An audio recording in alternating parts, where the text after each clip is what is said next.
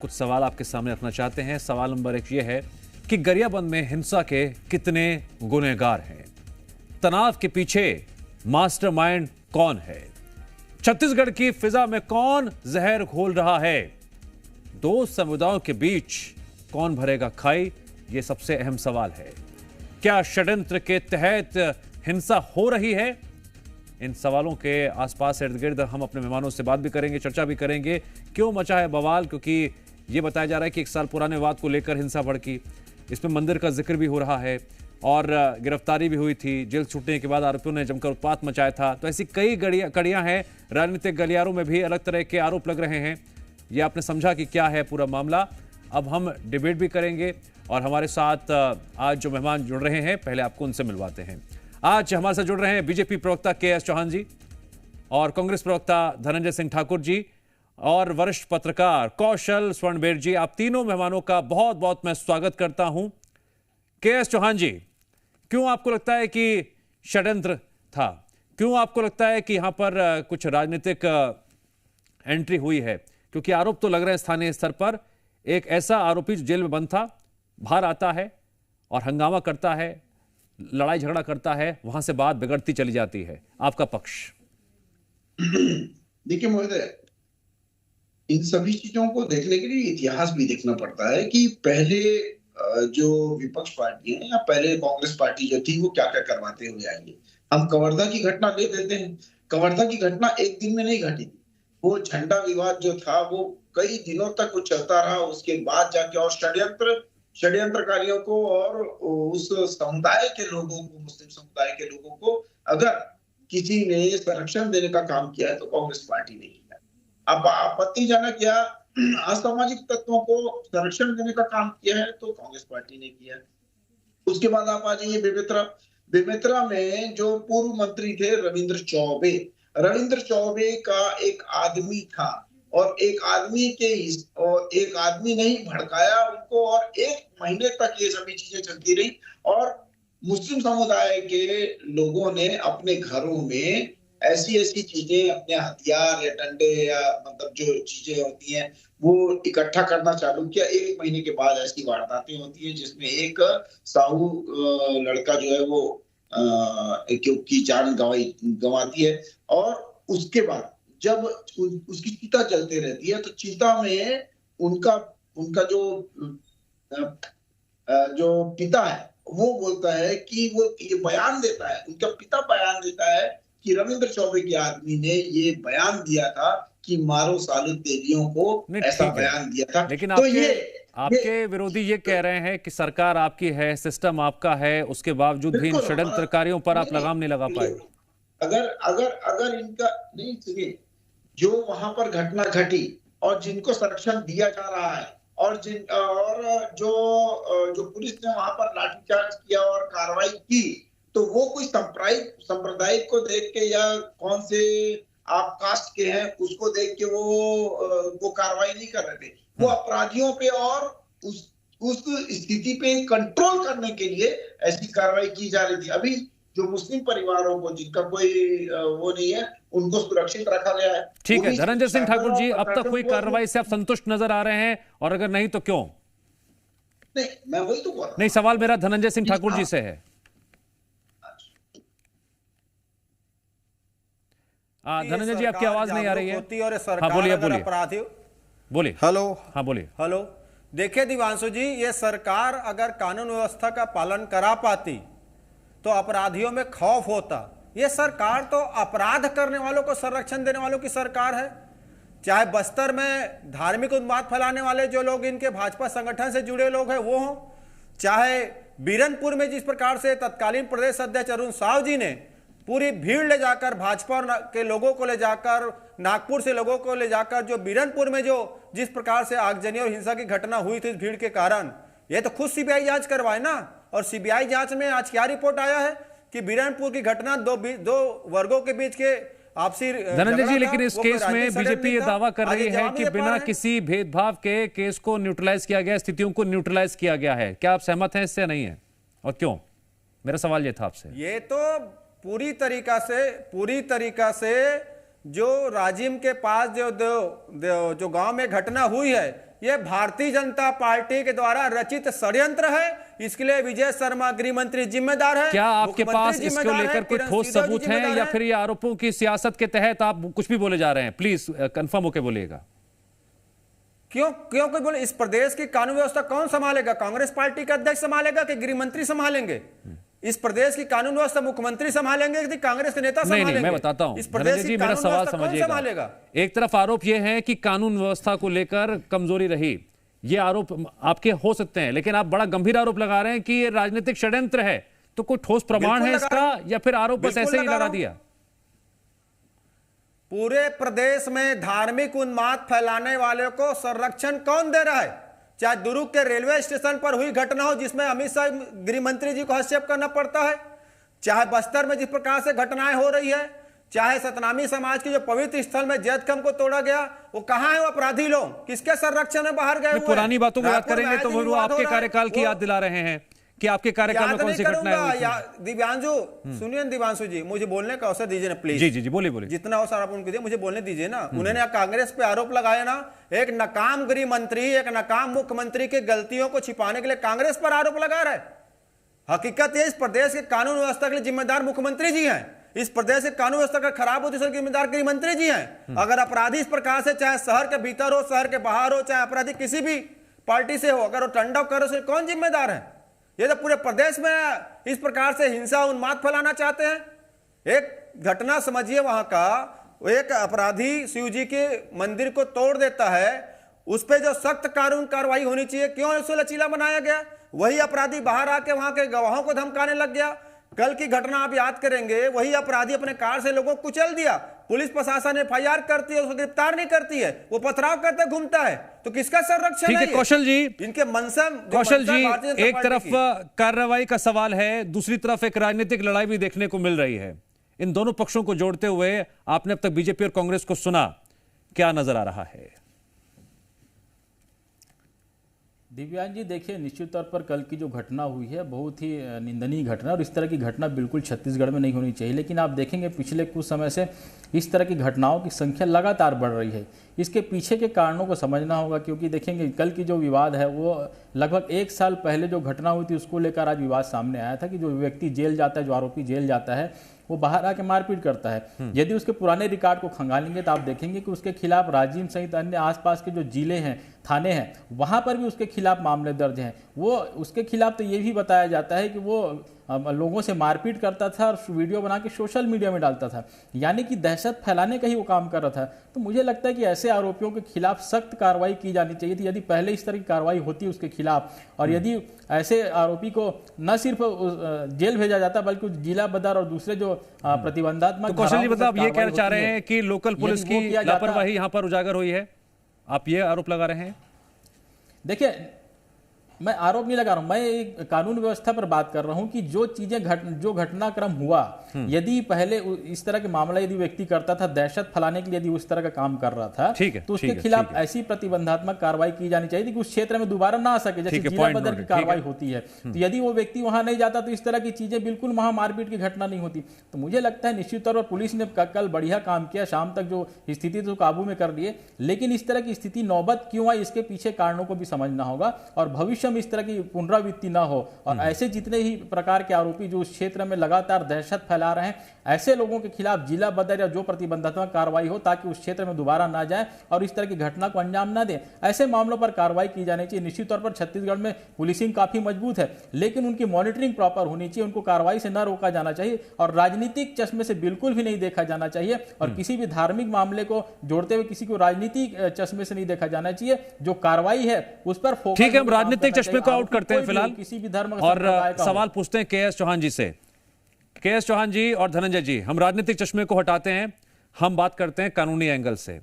अब यहां पर आपने वरिष्ठ पत्रकार को सुना होगा, उन्होंने 2 बातें कही हैं। उन्होंने कहा कि यह बहुत अच्छा हुआ कि पुलिस ने वक्त रहते स्थिति पर कंट्रोल कर लिया, लेकिन वो ये भी कह रहे हैं कि वो आरोपी जिस पर कई केसेस दर्ज हैं पहले से, ना उसे जिला बदर किया जाता है, ना उस पर पैनी नजर रखी जाती है, इन स्थितियों को होने से रोका जा सकता था अगर स्थानीय स्तर पर पुलिस थोड़ा और अलर्ट होती। इस पर आपका पक्ष? देखिए, सबसे मेन बात है, बहुत अच्छी बात बोली कौशल जी ने। मैं उस पर बोलना चाहूंगा कि पुलिस ने पहले भी उनको जो वो आरोपी हैं, वो आरिफ जो आरोपी है और वो जो 2 सहयोगी है, उनको पहले भी गिरफ्तार किया था, न्यायालय के समक्ष पेश किया गया था और उनको 2 बार जमानत भी पहले मिल चुकी थी। 2 बार जमानत जब मिलती है, उसके बाद अगर फिर से कोई एफआईआर आती है तो फिर से उनको गिरफ्तार किया जाता है, वो फिर से जमानत पे छूट के आते हैं। वो जिला बदर वाली बात कह रहे थे, जिला बदर। पुलिस अपनी पूरी कार्रवाई कर रही थी। ऐसा नहीं है कि उनको ढील दी गई थी। और उसके बाद वो जमानत कौन दे रहा है? तो न्यायपालिका दे रही है। तो न्यायपालिका के हिसाब से वो जमानत में छूट के आते थे और छूट घटनाओं को फिर से अंजाम देते थे। और उसके बाद अब ये कल वाली जो घटना हुई है, वो जो छुटपुट घटना जो पहले से करते हुए आ रहे हैं, और उसके आक्रोश में ग्रामीण लोगों ने एक आक्रोश को अंजाम देते हुए इस टाइप की घटनाएं घटी। लेकिन आप ये देखेंगे कि पुलिस कितनी मुस्तैद थी। पुलिस ने वहां पर जाके त्वरित कार्रवाई की, त्वरित कंट्रोल किया। केएस चौहान जी, इसका जिक्र तो कौशल जी भी कर रहे हैं कि वक्त रहते कार्रवाई की, असर दिखा उसका, लेकिन वो ये कह रहे हैं कि अगर पुलिस ने पहले ही आरोपी को जिला बदर कर दिया होता, जो उसके पावर में है, तो ये नौबत नहीं आती। इस पर आपका पक्ष? कानून अपने हिसाब से चलेगा दिव्यांशु जी। कोई भी किसी के स्टेटमेंट से नहीं चलेगा, ना मेरे स्टेटमेंट से चलेगा, ना और किसी के स्टेटमेंट से चलेगा। कानून में जो धाराएं और जितनी बार जिला बदर के लिए जो कार्रवाई जो और वो जो स्टेज होती है, उस स्टेज में जब तक वो नहीं पहुंच जाता है, तब तक जिला बदर नहीं किया जा सकता। ठीक है जी, ठीक है। धनंजय सिंह ठाकुर जी, बीजेपी का दावा है कि कानूनी रूप से ठोस कार्रवाई की गई और उसका नतीजा ये रहा कि हालात इतने संवेदनशील हो गए थे। उन संवेदनशील हालातों में पुलिस ने स्थितियों को कंट्रोल करने में पूरी तरह से कामयाबी हासिल की। फिर भी आप इस पर राजनीति से लगातार जो है आरोप लगा रहे हैं कि षड्यंत्र रचा गया है, ये हुआ है, वो हुआ है, लेकिन कार्रवाई तो की जा रही है। दिव्यांशु जी, इस पूरे घटनाक्रम को आपको बताना चाहूंगा। जेल से छूटने के बाद वो अपराधी जो उस केस के गवाही उनको धमकाते हैं, पुलिस ने क्या कार्रवाई किया? गवाही के साथ मारपीट करते हैं, पुलिस ने क्या कार्रवाई किया? वो अपराधी अपने कार से वहां लोगों को कुचल दिए। आप इस पॉइंट को नोट कीजिएगा। वो अपराधी जिस गांव में रहता है, उसके बगल गांव में कार से जाता है, एक व्यक्ति को कुचल देता है। पुलिस एफआईआर दर्ज करती है, उसको गिरफ्तार नहीं करती है। उसके बाद जाकर दूसरे गांव पथराव करता है। उसके बाद जनता आक्रोशित होती है। मैं आपको ये रोक रहा हूं, धनंजय जी रोक रहा हूं, बहुत इंपॉर्टेंट पॉइंट है। धनंजय जी रोक रहा हूं, मैं आपको प्लीज रोक रहा हूं। चौहान साहब प्लीज काउंटर कीजिए। कह रहे हैं कि एफआईआर हुई, फिर भी कार्रवाई नहीं हुई। मैं ये बोल रहा हूं कि अगर मान लीजिए एफआईआर हुई रहती और कार्रवाई क्यों नहीं हुई, आप जाके पता करिए। अगर एफआईआर हुई है और कार्रवाई नहीं हुई होगी तो आप हमारे को बोलिए। धनंजय जी कंटिन्यू, धनंजय जी कंटिन्यू। तुरंत अपनी कार्रवाई की और उसके बाद 11 लोगों को गिरफ्तार किया गया। कब किया गया बता रहा हूं मैं, कब किया गया बता रहा हूं। चौहान जी सुनिएगा, इस घटना आगजनी के घटना का पहले का इसी घटना है ये।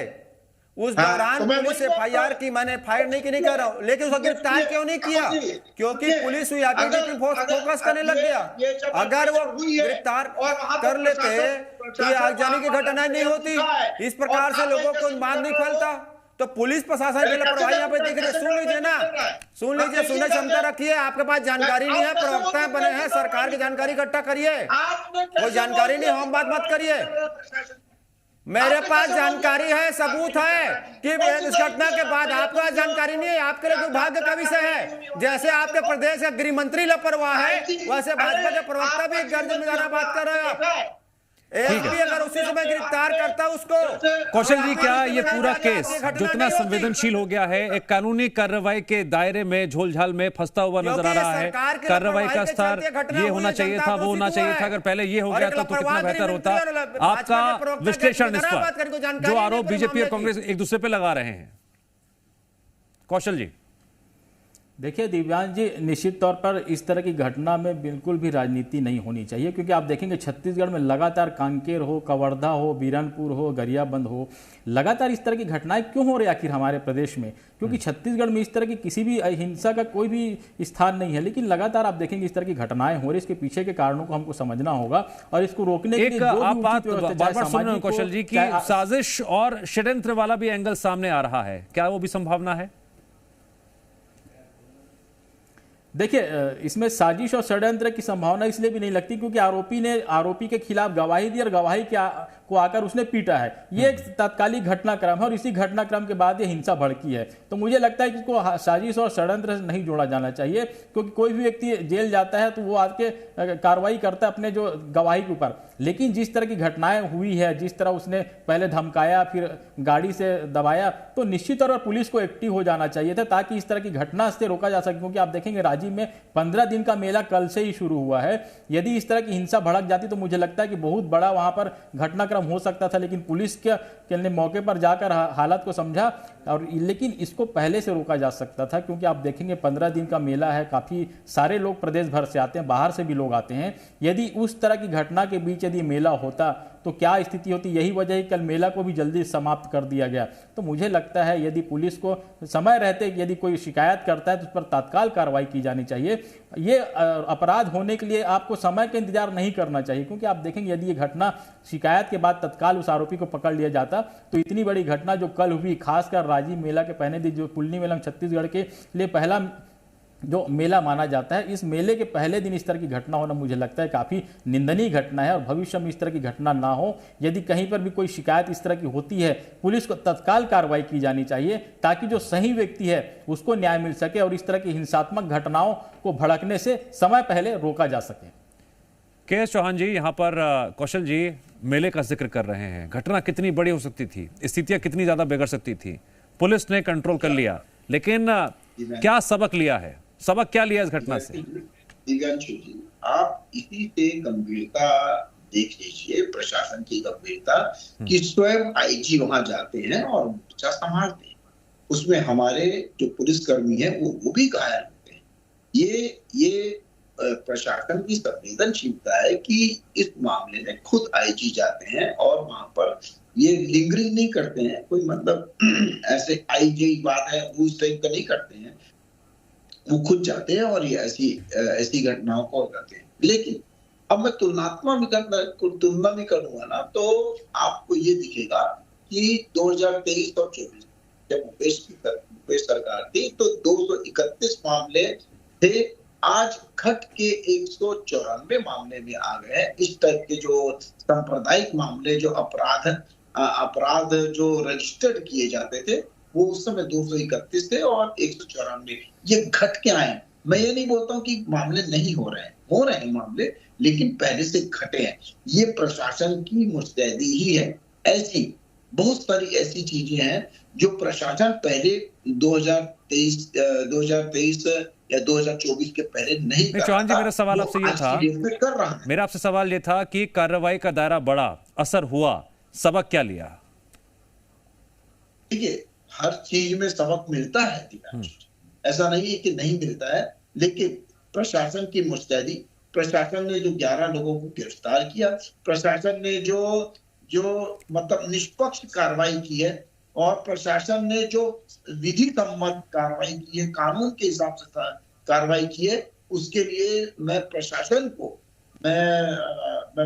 की तारीफ ही करूंगा, क्योंकि उन्होंने एक बहुत ही संवेदनशील मामले को बहुत ही अच्छे से उनको हैंडल कर दिया। ठीक है, धनंजय सिंह ठाकुर जी, मैं आपका रिएक्शन लेना चाहूंगा कि क्यों इसमें राजनीतिक एजेंडा बार बार आ रहा है इस घटना में?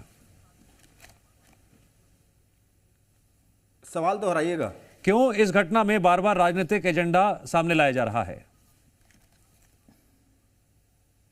देखिए, भारतीय जनता पार्टी जब प्रदेश में कानून व्यवस्था संभाल नहीं पा रही है, गृह मंत्री जी से गृह विभाग संभाल नहीं रहा है, इस प्रकार की घटनाएं लगातार हो रही है। चाहे मैंने जैसे सतनामी समाज के पवित्र जैतखम का जिक्र किया, जिस प्रकार से दुर्ग के रेलवे स्टेशन में बात हुई, जिस प्रकार से अभी आप देखेंगे सिटी मॉल में जो इनके हुड़दंगियों ने तोड़फोड़ किया था, जिस प्रकार से बस्तर में घटना हुई। बीजेपी का दावा है कि पहले के मुकाबले ऐसी घटनाएं अब कम हुई हैं।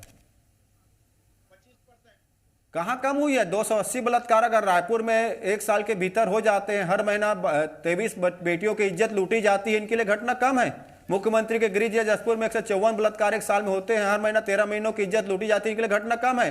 अगर ये महिलाओं की इज्जत लूटने को कम अपना श्रेय बताते हैं तो गांव में एक तरफ छावनी में तब्दील कर दिया गया है, कार्रवाई भी हो रही है, गिरफ्तारी भी हो रही है, लेकिन ऐसा फिर ना हो, इसको लेकर भी ठोस कदम उठाया जाना बेहद जरूरी है। बीजेपी के दावे हैं, कांग्रेस के सवाल हैं, आपने दोनों पक्षों को सुना, आप खुद अब अंदाजा लगाइए इस घटना को लेकर कितनी सजगता है और कितनी राजनीति है। बहुत बहुत शुक्रिया आप सभी मेहमानों का।